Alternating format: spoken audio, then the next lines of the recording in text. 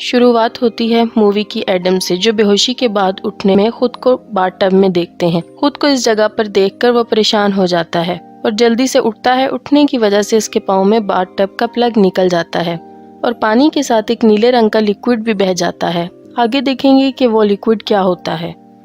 Lights on ہوتی ہیں تو اسے معلوم ہوتا ہے کہ اس کے ساتھ ڈاکٹر لارنس بھی تھے اور دونوں کسی پرانے اور میلے باتھ روم میں کسی زنجیر سے بندھے ہیں، اور دونوں کے سامنے ایک خون بھری لاش پڑی ہے جس کے ایک ہاتھ میں ریوالور اور دوسرے ہاتھ میں ٹیپ ہوتا ہے۔ دونوں کو کچھ یاد نہیں کہ وہ یہاں کیسے پہنچے۔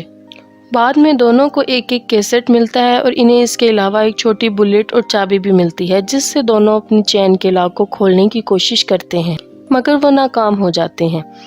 وہ کسی اور چیز کی چابی ہوتی ہے۔ ایڈم ڈاکٹر لارنس کی مدد سے اس ٹیپ کو لاش کے پاس سے اٹھا لیتا ہے اور دونوں ایک دوسرے کی کیسٹ کو سنتے ہیں۔ کیسٹ میں انہیں کسی آدمی کی ڈسٹورٹڈ وائس سنائی دیتی ہے جو ایڈم کو بتاتا ہے کہ اس نے کافی لوگوں کی لائف کو برباد کیا ہے انہیں سیکرٹلی ریکارڈ کر کے، اور آج وہ اسے ایک موقع دیتا ہے اپنی لائف کو سدھارنے کا۔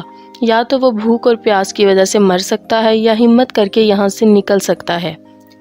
وہیں سیم وائس ڈاکٹر لارنس کو بتاتا ہے کہ اس نے اپنی لائف کی اہمیت کو کبھی نہیں سمجھا۔ سالوں سے اس نے اپنے پیشنٹس کو ڈاکٹر ہونے کی وجہ سے مرنے کی خبر دی، اور کیسا ہوگا جب وہ خود مرنے کی حالت میں ہوگا۔ اگر وہ اپنی بیوی اور بچی کو زندہ دیکھنا چاہتا ہے تو اسے ایڈم کو 6 بجے سے پہلے مارنا ہوگا۔ اپنے ٹاسک کو کمپلیٹ کرنے کے لیے روم میں ہر طرف کلو چھپے ہیں اور اسے وہ ڈھونڈنا ہے۔ ڈاکٹر لارنس کلو کو سمجھنے کے لیے کیسٹ پھر سے چلاتا ہے جہاں اسے سنائی دیتا ہے فالو یور ہارٹ، جو کہ دوسرا کلو ہوتا ہے۔ اس کلو کے مطابق اسے ہارٹ کا نشان ٹوائلٹ ٹینک پر نظر آتا ہے۔ ایڈم کو اس ٹوائلٹ ٹینک میں سے لوہے کو کاٹنے والی 2 آریاں اور ڈاکٹر لارنس سے کھینچے ہوئے فوٹوگرافز ملتے ہیں، اور وہ ان فوٹوگرافز کے بارے میں ڈاکٹر کو نہیں بتاتا۔ دونوں آری کی مدد سے اپنی زنجیر کو کاٹنے کی کوشش کرتے ہیں مگر وہ نہیں کٹتا۔ غصے میں ایڈم اس آری کو پھینک دیتا ہے جس سے اس کی آری اور نزدیک والی دیوار کا شیشہ ٹوٹ جاتا ہے۔ وہاں ڈاکٹر لارنس بھی کوشش کرتا ہے زنجیر کو کاٹنے کی مگر وہ نہیں کاٹ پاتا۔ انہیں سمجھ آتا ہے کہ یہ آری زنجیر کاٹنے کے لیے نہیں بلکہ ان کے پیروں کو کاٹنے کے لیے ہے۔ یہ ایک امتحان ہے ان کے لیے کہ کیا وہ خود اپنے پاؤں کی قربانی دے سکتے ہیں۔ اس طرح کے حالات دیکھنے کے بعد انہیں یاد آتا ہے کہ انہیں قیدی بنانے والا اور کوئی نہیں ہے بلکہ جگسا ہے، جس نے انہیں ایک مرڈر میں پھنسانے کی کوشش کی تھی کچھ ماہ پہلے۔ اب ہم دیکھتے ہیں مووی فلیش بیک میں جاتی ہے۔ ڈاکٹر لارنس بتاتے ہیں کہ جگسا ان لوگوں کو شکار بناتا ہے جن کو اپنی لائف کی اہمیت نہیں ہوتی، جو دوسروں کی لائف کے ساتھ کھیلتے ہیں۔ ان کے حساب سے جگسا ایک قاتل نہیں ہے، وہ اپنے شکار کو اپنے ہاتھوں سے نہیں مارتا بلکہ وہ اپنے شکار کو ایک گیم کر کے فزیکل یا سائیکولوجیکل ٹارچر کرتا ہے جہاں شکار سروائیو کر لے تو انہیں لائف کی اہمیت سمجھ آ جائے۔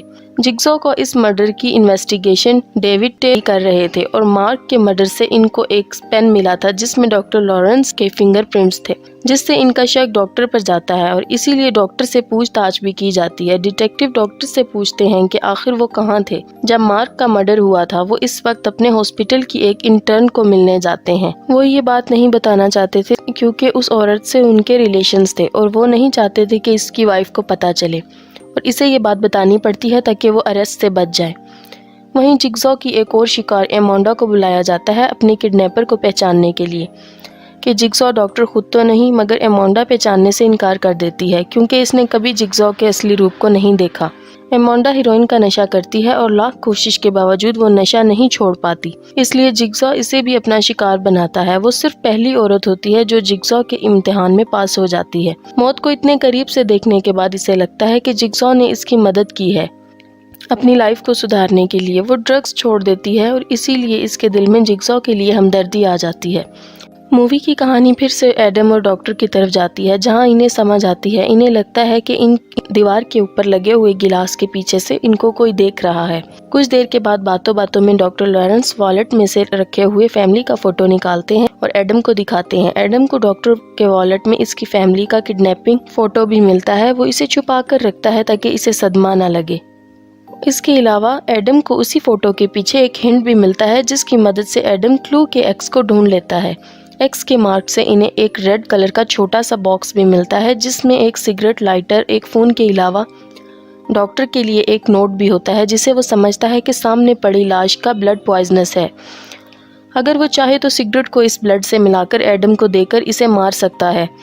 मगर वो ऐसा नहीं करता और वो सिगरेट की वजह से एडम को मरने का ड्रामा करने को कहता है। मगर जिग्सॉ को पता चल जाता है और इनका प्लान फेल हो जाता है। वहीं डॉक्टर को उसी फ़ोन पर कॉल आता है जिससे उसे पता चलता है कि उसकी फैमिली को किडनैप करके रखा है। इसके पास कुछ ही वक्त है अपने टास्क को पूरा करने के लिए, यानी कि एडम को ख़त्म करने के लिए। इसके अलावा इसे कॉल पर पता चलता है कि एडम डॉक्टर को पहले से ही जानता है। एडम फोटोग्राफ्स को दिखाते हुए डॉक्टर को बताता है कि इस पर नजर रखने के लिए डिटेक्टिव टैब ने इसे पैसे दिए थे। दूसरों पर नजर रखकर इनकी सीक्रेट फोटो लेना ही इसका प्रोफेशन है। इनमें से एक फोटोग्राफ को ध्यान से देखने के बाद डॉक्टर को इनके हॉस्पिटल का एम्प्लॉय इनकी विंडो में दिखाई देता है। डॉक्टर को अब कंफर्म हो जाता है कि वही जिग्सॉ है जिसने इसकी बीवी और बेटी को किडनैप किया है, जो इस पूरे ऑपरेशन का मास्टरमाइंड है और जो उसी के घर से कैमरे की मदद से इन पर नजर रखे हुए है। और जब तक डॉक्टर को ये रियलाइज हो, घड़ी में 6 बज चुके थे। रूल के हिसाब से डॉक्टर ने अभी भी एडम को नहीं मारा था, इसीलिए ज़ेप डॉक्टर को कॉल करके बताता है कि अब उसकी फैमिली नहीं बचेगी और ये सब उसकी गलती है। फ़ोन पर गन की आवाज़ सुनकर डॉक्टर पागल हो जाता है। इसके पास अब और कोई रास्ता नहीं होता, इसलिए रिवॉल्वर तक पहुंचने के लिए इसे अपने पाँव आरी से काटने पड़ते हैं और रिवॉल्वर से एडम को शूट कर देता है। वहीं ज़ेप डॉक्टर की फैमिली को आरी से काटने की कोशिश करता है, बट डिटेक्टिव टैब इन्हें बचा लेता है। ज़ेप वहां से किसी तरह भाग जाता है, मगर डिटेक्टिव इसका पीछा करते हुए इसी जगह पहुंचता है जहां एडम और डॉक्टर कैद हैं। डिटेक्टिव टैब ज़ेप को अरेस्ट करने की कोशिश करता है, पर फाइट में खुद ही मारा जाता है। डॉक्टर ने वक्त से पहले एडम को नहीं मारा था, इसलिए इट्स द रूल कहकर ज़ेप डॉक्टर को शूट करने ही वाला होता है कि एडम गन शूट के जख्म से रिकवर होकर ज़ेप पर अटैक करता है और इसे टॉयलेट के टैंक के ढक्कन से मार देता है। दोनों अब जख्मी हालत में हैं। डॉक्टर डिसाइड करता है मदद के लिए और एडम को छोड़कर घसीटते हुए किसी तरह निकल पड़ता है। एडम ज़ेप की लाश से जंजीर की चाबी ढूंढने की कोशिश करता है और इसे भी इसकी पॉकेट से एक टेप मिलता है। ये देखकर वो एकदम हैरान रह जाता है। टेप को सुनने के बाद इसे पता चलता है कि ज़ेप भी जिग्सॉ की गेम का शिकार था। जिग्सॉ ने इसके जिस्म में पॉइजन डाला था, जिसके एंटीडोज को पाने के लिए उसे डॉक्टर की फैमिली को ख़त्म करने का कहा गया था। जैसे ही टेप एंड होता है, रूम में पड़ी लाश अचानक उठ जाती है, जिसे देखकर एडम के होश उड़ जाते हैं। वो लाश किसी और की नहीं बल्कि जिग्सॉ की थी, जिसका असली नाम जॉन क्रैमर है, जो एक लाश बनकर पूरे ऑपरेशन को मॉनिटर कर रहा था। मूवी के फ्लैशबैक में दिखाते हैं कि जिग्सॉ और कोई नहीं, वही कैंसर पेशेंट है जो डॉक्टर लॉरेंस से ट्रीटमेंट ले रहा था। वो अपनी कमज़ोर आवाज़ में एडम को बताता है कि इसकी जंजीर की चाबी हमेशा से इस बाथटब में थी। जो एडम को रियलाइज़ होता है कि शुरू में जो नीले रंग की चीज़ पानी में बह गई थी वो इसकी आज़ादी की चाबी थी। एडम ज़ेप की गन से जिग्सॉ को शूट करने ही वाला था कि वो इसको बिजली के झटके से कमज़ोर कर देता है, इससे पहले कि एडम कुछ और कर पाए। जिग्सॉ उसे उसी रूम में मरने के लिए छोड़ देता है और इसी तरह फिल्म ख़त्म हो जाती है।